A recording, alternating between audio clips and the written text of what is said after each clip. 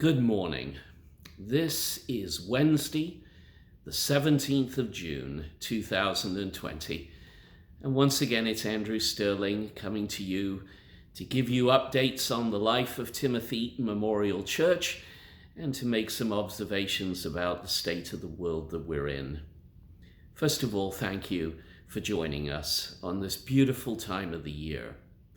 It is a time when we celebrate so much of what is going on in the life of the church and in people's own lives. We've celebrated last Sunday the blessing of the pets. This Sunday we're celebrating Father's Day. The Sunday after that we're celebrating Canada Day and Canada Sunday. There's a lot that's going on that's worthy of our celebrations, and we do not lose sight of the good things that we should be recalling at a time such as this. But this is also a time when things continue in the life of our church. And one of the things that I want to bring to your attention is the men's fellowship group on a Thursday morning. Early on a Thursday morning, men gather to have a time of study and prayer. And they have been doing this now for many years at Eaton Memorial. And it's a vibrant and it's a wonderful group. They're now, of course, meeting virtually, but you're invited to join that group should you wish, and you'll be able to find more information about that on our website, temc.ca. I hope that if you're looking for a time of fellowship and conversation and study, you'll turn to that men's group at a time like this, when we need some fellowship.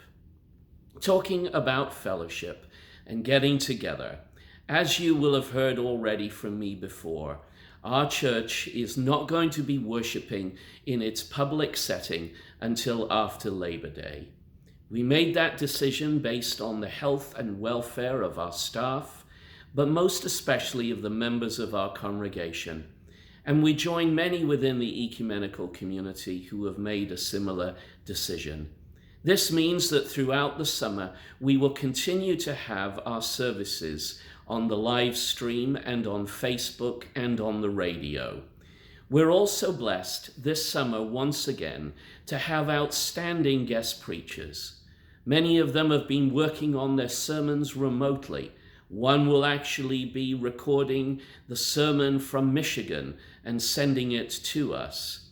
We're blessed to have the Reverend Jim Clubine, the Reverend Debbie Johnson.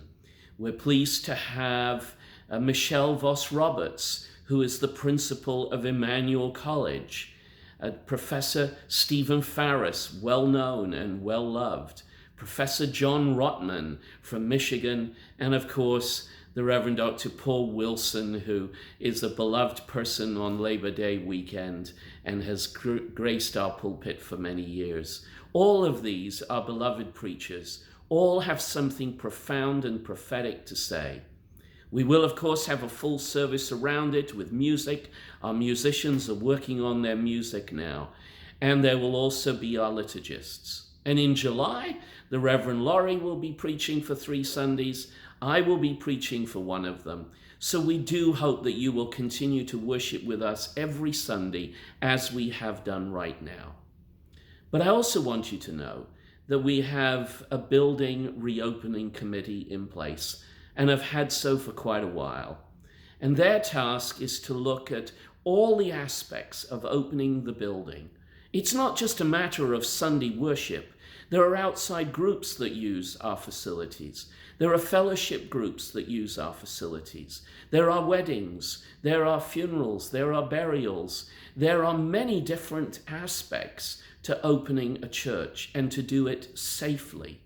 And it is again with that emphasis on safely that we are acting. So while it might not appear that anything is happening with reopening, believe you me, a lot is happening on reopening.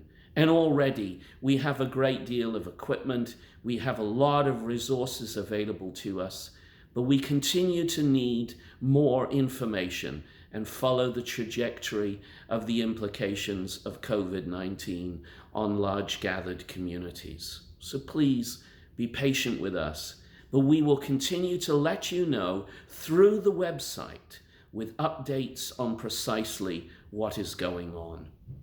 This Sunday, though, we're going to have some great music again. We're going to celebrate Father's Day.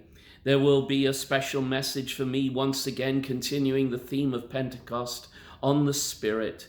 There is a lot to look forward to. And I know many of you are anxious to get together, to be with loved ones, to be able to see one another. And we will make sure that that happens. But we'll also make sure, and we do this all the time, that your pastoral needs are met. We know that many of you are struggling with different things. Many of you are still grieving or have lost a loved one. Some of you are going through difficult financial times and stresses at work and family. We have a pastoral care team that continues to rise to meet those needs. So don't hesitate to be in touch with us and let us know how we can be of assistance to you. So thank you once again for joining me. Let us all be patient and kind and act in a safe and a responsible manner as we go through this time of transition. And may God continue to bless you and those that you love. Thank you.